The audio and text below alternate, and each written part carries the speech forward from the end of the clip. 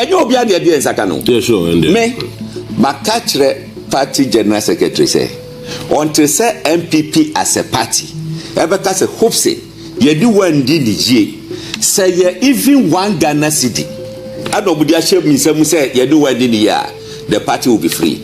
Makachre no I just at 2028 ombenya 28%. 4 years ahead the elections. Mo save this interview. Wow. Me say until some ubeyesa no they will not cross 28% in the general elections. Almost see no better by 60. Save today's year again.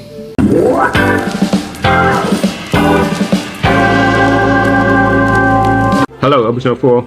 I bring you greetings wherever you are. We video be I chance upon our Onia TV. Na Hopeson Adorye. Na nsama oka gifty Adorye gifty Empress. Nikuno asama na oka. Na em said the oka nyina ne say esan say NPP for ayina ma na omo ejano ejeje muntino. Say omo amepa na chawa NPP for ombesa ko opposition 2028. Na em say oka nsem bi say in August 2024 no okokan already obi so say esan nia NPP for the ayano ntino so omo ama mepa chawa enya de say omo be cross 39% the presidential election no.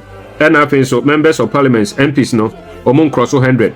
Na ampa so the okan no abem or see he has that on record. Na say no osan kan say wofro say NPP for ama mepa na chaw na oma ampe bibi anse envelope mu amfa amre no. Esan nia omu dia ye no na omu atono asawra montino. The okan say 2028 no omu cross 28% the presidential election no. Afi omu members of parliaments MPCs now omu right now no eso beti aba 60 inti nsema all kana no inti em say we dey say or professor you say so or kesi o mentimi hunu inti no I just want you to know what Hopeson Adorye is saying and what he is talking about. Please kindly subscribe to my channel, like, share, drop a comment, let us build something together. I know you will do it, so I want to thank you in advance. Thank you very much. Look, media interview. That was around August 2024. And I'm say, you better about the baby, but we are 39%. It's on record. Yeah. But not you baby, and I'm meeting here. And I'm a catcher almost say, a guardian NPP be cross 100 MPs in parliament because of them. Yeah, program and I make us ano. What the monk checking mo comment no. Oh, this guy is bitter. He's bitter. Sangwa na do mo jojo.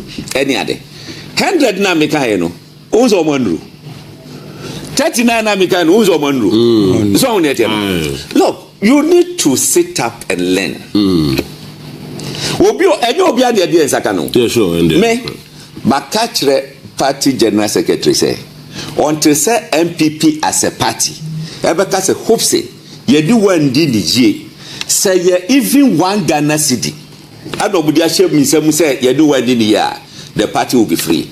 Makachre no I just at 2028 ombenya 28%. 4 years ahead the elections. Mo save this interview. Wow. Me say until some ubeyesa no they will not cross 28% in the general elections. Almost see no better by 60. Save today's year again. I know what I'm saying. Interesting. Very interesting. I know what I'm saying. This is not a NPP party. I don't mean a bikra. Or money crow party. But me say, look, Obija wade now do anoka sembia a yejuma. What is it? Yeah. Me de me ho ba for ye. Eko fa victory no ba ye no.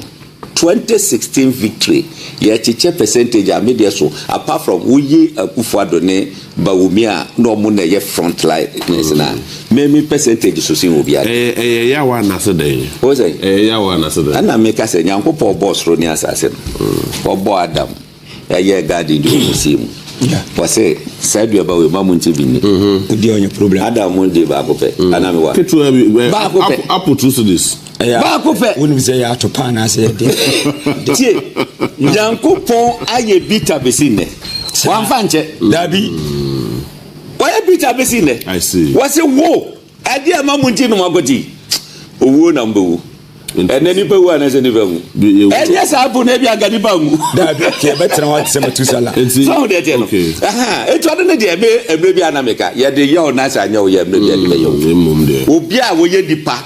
Wo be yes I do we pa ye do we be do now better say aka say wo de enye wo ya no na wo nya nipa okay sabi e bia na wo ya aboa na bia ye na de enye de ya so wo ne te no sa no ma wo nyina ba betwam ko de ye ka nyina ne say ye beda Ghana fo ase pa say wo mutie change na ye hwehwe. Thank you for watching.